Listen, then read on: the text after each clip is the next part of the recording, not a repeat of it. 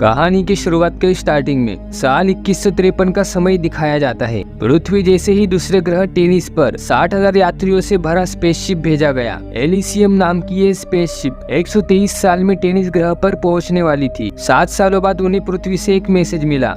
ये मैसेज मिलते ही सबके हाथ पैर ठंडे पड़ गए। कुछ समय बीत गया। अचानक स्लीपिंग पॉड में सोया बावर जाग उठा। लंबे समय तक स्लीपिंग पॉड में रहने की वजह से उसकी याददाश्त कमजोर हो चुकी थी। उसके कुछ समझने से पहले ही स्पेसशिप की लाइट चली गई। पास ही पड़ी ग्लो स्टिक की रोशनी में उसने स्लीपिंग पॉड पर अपना नाम पढ़ा। अपने हाथ पर बने सीरियल नंबर से उसे पता चला वो 5वीं टीम का मेंबर था। पास ही कूपर नाम के मेंबर का स्लीपिंग पॉड खाली पड़ा था। दूसरे स्लीपिंग पॉड में लेफ्टिनेंट पेटन सोया था। बावर नाम के लॉकर में उसे कुछ कपड़े और एक लड़की की तस्वीर दिखी। कमजोर हो चुकी याददाश्त की वजह से उसे लड़की के बारे में कुछ याद नहीं आ रहा था। उसने बाहर जाने के लिए दरवाजा खोलने की कोशिश की, पर बिजली ना होने के कारण ऑटोमेटिक डोर खुला ही नहीं। परेशान होकर उसने पेटन का स्लीपिंग पॉड खोलने की कोशिश की, पर बिजली ना होने के कारण पॉड भी नहीं खुल पाया। अगले ही पल लाइट आकर स्पेसशिप जोर जोर से हिलने लगी। इस दौरान पेटन स्लीपिंग पॉड से बाहर आ चुका था। अगले ही पल लाइट फिर से चली गई। बाहर आते ही पेटन बावर को अजीब निगाहों से देखने लगा। उसकी याददाश्त भी कमजोर हो चुकी थी। बावर ने उसे थोड़ी बहुत जानकारी दी। उन्हें जगाने की जिम्मेदारी टीम 4 की थी, पर उन्हें कंप्यूटर ने जगाया था। कुछ समय बाद पेटन को कंट्रोल रूम का दरवाजा नजर आया, पर पावर सप्लाई न होने के कारण दरवाजा खुल नहीं पाया। उन्होंने बैकअप पावर सप्लाई से कंप्यूटर चालू किया, पर उनका किसी से कोई कांटेक्ट नहीं हो पाया। मदद के लिए बावर वेंटिलेशन चेंबर से बाहर निकलने की कोशिश करने लगा। पेटन ट्रांसमीटर से उसे गाइड कर रहा था। एक बार बिजली वापस आकर स्पेसशिप थरथराने लगा। बावर तुरंत समझ गया, रिएक्टर में गड़बड़ी के कारण ही बार बार ऐसा हो रहा था। आगे बढ़ते बढ़ते वो अचानक से नीचे एक जाली पर गिर पड़ा। आसपास देखने पर उसे कूपर की लाश दिखी। ये वही कूपर था जिसका स्लीपिंग पॉड खाली था। ऊपर से नीचे गिरकर उसकी गर्दन टूटने से मौत हो गई थी। नीचे की जाली खोलते ही वो स्टोर रूम में गिर गया। इस झटके की वजह से उसके ट्रांसमीटर ने काम करना बंद कर दिया। आगे बढ़ने पर उसे एक लड़की नजर आई। ये नाडिया थी। बावर को देखते ही नाडिया भागने लगी। उसका पीछा करने पर वो लड़की अंधेरे में खड़ी मिली। उस पर टॉर्च मारने पर बावर सदमे में आ गया। दरअसल वो एक लाश थी जिसे बुरी तरह नोचकर मारा गया था। अगले ही पल छुपे हुए नाडिया ने बावर पर हमला करके उसकी गर्दन पर हथियार टिका दिया। तभी नीली रोशनी के साथ किसी जानवर की गुर्राहट सुनाई दी। आवाज सुनकर नाडिया वहां से भाग गई। अगले ही पल किसी ने लाश को एक झटके में ऊपर खींचकर खाना शुरू कर दिया। बावर जान बचाकर वापस स्टोर रूम में आ गया। बावर छुपकर बाहर देखने लगा। उसे एक इंसानों जैसा दिखने वाला प्राणी नजर आया। उस अजीब प्राणी के हाथों में मौजूद भाले से ही नीली रोशनी आ रही थी। उस भयानक प्राणी को अपने ओर आता देख बावर उसी वेंटिलेशन में जाकर छुप गया। तभी उसका ट्रांसमीटर चालू हो गया। ट्रांसमीटर से पेटन की आवाज आने की वजह से वो प्राणी बावर की ओर आकर वेंटिलेशन पर भाले से हमला करने लगा। वहाँ बड़ी कूपर की लाश लेकर वो प्राणी चला गया। इस घटना के बारे में बावर ने पेटन को बताया। अब धीरे धीरे दोनों को ही अपनी मिशन के बारे में याद आने लगा। उस स्पेसशिप में उनकी फैमिली भी थी। वो तस्वीर बावर की पत्नी की थी। उसने पेटन से उनकी फैमिली की सुरक्षा करने की बात कही, पर पेटन की माने इस विशाल स्पेसशिप में उनके परिवार को ढूंढना आसान नहीं था। बिजली की समस्या हल करके वो कंट्रोल रूम से परिवार की पोजीशन जान सकते थे। बावर रिएक्टर ठीक करने के लिए आगे बढ़ने लगा। वहीं पर एक लॉकर में उसे एक लेजर गन दिखी। गन अपने हाथ पर लगाकर वो आगे बढ़ने लगा। दूसरी ओर से पेटन बावर को ट्रांसमीटर के जरिए रास्ता बता रहा था। एकाएक उसके हाथ थरथराने लगे। उसके दिमाग में पेंडोरम शब्द आया। उसे इस शब्द का मतलब पता न होने के कारण उसने पेटन से इस बारे में पूछा। पेंडोरम शब्द सुनकर पेटन के हाथ पैर ठंडे पड़ गए। दरअसल कई सालों पहले 5000 लोगों को एक मिशन पर भेजा गया था। उनमें से एक मेंबर का मानसिक संतुलन बिगड़ गया। उसने सबके स्लीपिंग पॉड अंतरिक्ष में इजेक्ट कर दिए, जिससे सारे ही लोग मारे गए। डॉक्टर्स ने उसकी मानसिक स्थिति को पेंडोरम नाम दिया।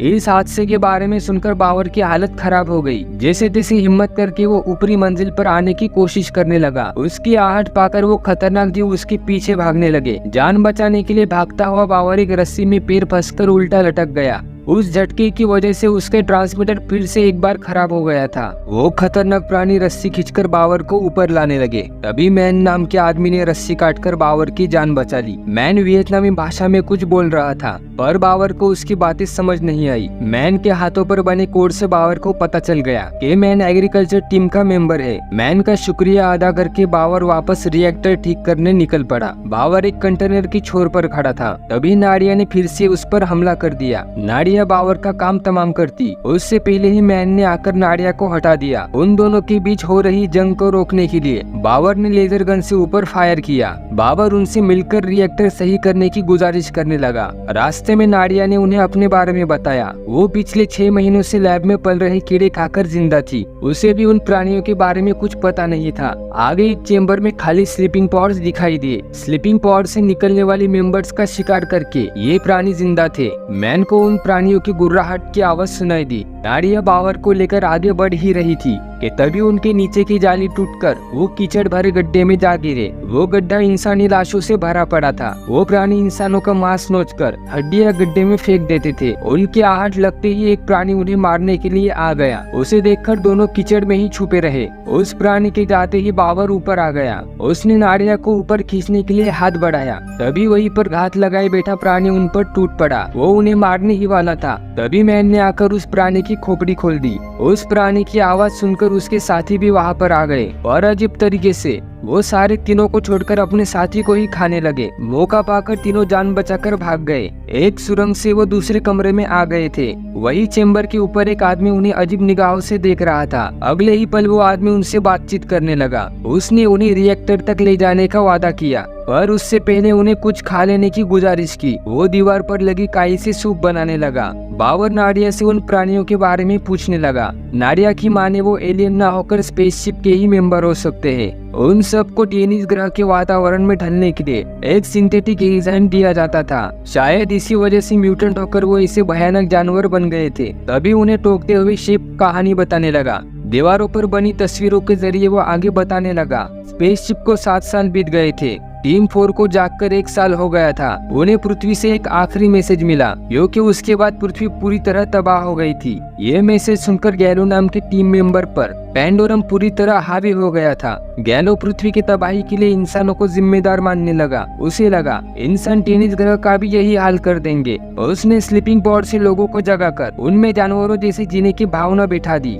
गैलो ने सबको एक बड़े चेम्बर में बंद कर दिया। वक्त के साथ मेंबर्स एक दूसरे को ही खाने लगे। सालों तक चेनेज गेम से बोर होकर गैलो वापस स्लीपिंग पॉड में सो गया। कई सालों तक चेनेज खेल में वो लोग नरभक्षी जानवर बन गए थे। अगले ही पल चेम्बर से जहरीला धुआं निकला। वो तीनों इस धुएं की वजह से बेहोश हो गए। वही दूसरी ओर पेटन को किसी की आहट सुनाई दी। वहाँ से एक आदमी बाहर आया। ये गैलो था। गैलो के बारे में पता न होने के कारण पेटन ने उसकी मदद करनी चाहिए। गैलो ने पेटन को बताया पृथ्वी नष्ट होने के कारण उसके दोनों साथियों पर पेंडोरम हावी हो गया था। मजबूरी में गैलो को उन्हें मारना पड़ा। पृथ्वी नष्ट होने की खबर सुनकर पेटन पर भी पेंडोरम हावी होने लगा, पर उसने जैसे तैसे खुद को कंट्रोल कर लिया। दूसरी ओर तीनों को बेहोश करके शेफ ने उन्हें उल्टा टांग दिया था। शेफ तीनों को खाकर अपना गुजारा करने की फिराक में था। बावर चिल्लाते हुए शेफ से कहने लगा, अगर उन्होंने 1 घंटे में रिएक्टर ठीक नहीं किया तो बिना ऑक्सीजन के वो सारे ही मारे जाएंगे। अपनी जिंदगी प्यारी होने के कारण शेफ उनकी मदद करने के लिए मान गया। बावर की गन उसने अपने हाथ पर लगा ली और उनके पीछे पीछे चलने लगा। अब वो फैमिली स्लीपिंग पॉड्स के चेम्बर में आ गए थे। वहाँ पर ज्यादातर स्लीपिंग पॉड्स खाली पड़े थे। नाडिया के बावर की पत्नी के बारे में पूछने पर उसे याद आया, दरअसल उसकी पत्नी कभी पृथ्वी छोड़कर स्पेसशिप में आई ही नहीं थी। मतलब पृथ्वी के खत्म होने के साथ वो भी मारी जा चुकी थी। आगे ही मौजूद पेटन की पत्नी का स्लीपिंग पॉड भी खाली पड़ा था। मतलब पेटन की पत्नी भी उन जानवरों का शिकार बन चुकी थी। इस दौरान बावर को पेटन के बारे में कुछ याद आया, जिससे उसके होश उड़ गए। वो जल्दी से आगे बढ़ने लगा। रिएक्टर तक जाने वाला पुल टूट चुका था। उसी के नीचे उन प्राणियों ने अपना डेरा जमा रखा था। हिम्मत करके बावर आगे बढ़ा। उसके पैर रखते ही पुल नीचे गिरने लगा। इन वक्त पर मैन ने पुल पकड़ लिया, पर बावर फिसलकर एक लोहे की बीम पर लटक गया। इस दौरान नाडिया रिएक्टर की ओर दौड़ पड़ी, पर बावर की बिना वो रिएक्टर सेट नहीं कर पाई। बावर नीचे उतरकर उन प्राणियों से गुजरता हुआ आगे खिसकने लगा। उसने उन्हीं के खाल से खुद को ढक लिया था। बावर आसानी से आगे बढ़ रहा था। तभी मनुष्य शेफ के हाथ से टॉर्च नीचे गिर गई, जिससे सारे प्राणी जाग गए। मैन उन पर ब्रिज गिराकर सुरक्षित जगह भागने लगा। रिएक्टर रीसेट करते ही उससे निकली पावर से लगभग सारे ही प्राणियों का खात्मा हो गया। बचे हुए प्राणी बावर और नाडिया का पीछा करने लगे। वही मैन को मारने के लिए एक प्राणी आ धमका। उनके युद्ध में मैन ने उस प्राणी को मार गिराया। तभी वहाँ पर उन प्राणियों की छोटी बच्ची आई। उसे मासूम समझकर मैन आगे बढ़ता। उससे पहले ही उस बच्ची ने भाले से गला काटकर मैन की हत्या कर दी। यह भागते हुए शेफ ने नाडिया और बाबर को एक चेम्बर में बंद कर दिया। अब गैलो की नाक से भी खून निकल रहा था। पेटन समझ गया गैलो पर पेंडोरम हावी हो रहा है। गैलो को बेहोश करने के लिए उसने बेहोशी के इंजेक्शन से भरी गन तैयार की। गैलो को इस बारे में पता चलते ही वो पेटन पर टूट पड़ा। इस दौरान हमें दोनों के हाथ पर बने सीरियल नंबर दिखाई देते हैं जो एक ही थे। गैलो ने चालाकी से पेटन को ही बेहोश कर दिया। इसी के साथ गैलो अचानक से गायब हो गया। शेफ पेटन के पास आकर अपने बारे में बताने लगा, पर पेटन ने उसके आंख में इंजेक्शन घुसाकर उसकी हत्या कर दी। चेम्बर में फंसे बाबर और नाडिया आखिरी वक्त पर दरवाजा खोलने में सफल हो गए। पेटन के कमरे में आकर उन्होंने पाया पेटन ने कंट्रोल रूम का दरवाजा खोल लिया था, पर वहाँ कहीं पर भी पेटन नजर नहीं आ रहा था। स्पेसशिप को पृथ्वी से निकले कितना समय हुआ है ये जानने के लिए बावर डेटा प्रोसेस करने लगा। इस दौरान पेटन एक कुर्सी पर बैठा नजर आया। बावर को याद आ गया था उसके सामने पेटन के रूप में कोई और ही था। दरअसल कहानी की शुरुआत से ही गैलो ही पेटन के रूप में बावर के साथ था। उसी ने इस खूनी खेल की शुरुआत की थी। बाद में उसने पेटन को मार दिया और उसी की स्लीपिंग पॉड में सो गया। कुछ समय पहले आया गैलो उसी की जवानी का रूप था। पेंडोरम हावी होने के कारण उसे अपनी जवानी के रूप के हैलोजनेशन दिखाई दे रहे थे। बावर गैलो पर गन तानकर उससे स्पेसशिप की पोजीशन पूछने लगा। गैलो ने मेटल की शील्ड खोल दी, पर वहाँ से अंधेरे के सिवा कुछ नजर नहीं आ रहा था। मतलब वो लोग स्पेस में कहीं खो गए थे। डर के मारे बावर पर भी पेंडोरम हावी होने लगा। गैलो ने पहले की ही तरह बावर का भी ब्रेन वॉश करना शुरू कर दिया। बावर ने उल्टा गैलो को ही दबोचकर उसे चुप करा दिया। तभी बावर और नाडिया को अजीब सी समुद्री जीव तैरते नजर आए। मतलब वो स्पेस में ना होकर समुद्र की गहराई में थे। कैलकुलेशन के हिसाब से स्पेसशिप पृथ्वी से निकलकर 923 साल हो चुके थे। मतलब वो 123 साल में ही टेनिस ग्रह के समुद्र में लैंड हो चुके थे। ये भयानक सच्चाई जानकर एक बार फिर पेंडोरम बावर पर हावी होने लगा। गैलो ने बावर को मारना चाहा, पर नाडिया ने उसे बचा लिया। अब गैलो नाडिया को ही मारने वाला था, पर पेंडोरम के कारण बावर को एक प्राणी उसी की ओर आता नजर आया। उसने प्राणी पर बंदूक से फायर किया। इससे स्पेसशिप की कांच टूटकर अंदर पानी भरने लगा। बावर और नाडिया तुरंत वहाँ से जान बचाकर भागने लगे। वो दोनों ही स्लीपिंग पॉड में गए। दूसरी ओर गैलो और वो सभी प्राणी पानी में डूब गए। बावर ने अपना स्लीपिंग पॉड इजेक्ट कर लिया। अब वो समुद्र की सतह पर थे। पास ही उन्हें टापू नजर आया। स्पेसशिप में पानी भरने से इमरजेंसी इजेक्शन चालू हो गया था। अब सारे ही पॉड समुद्र की सतह पर थे। बचे हुए लोगों के साथ अब वो एक नई दुनिया का निर्माण कर सकते थे। इसी के साथ ये कहानी यहीं पर खत्म हो जाती है। अपने भाई को सपोर्ट करने के लिए वीडियो को लाइक करके चैनल को सब्सक्राइब जरूर करना। धन्यवाद।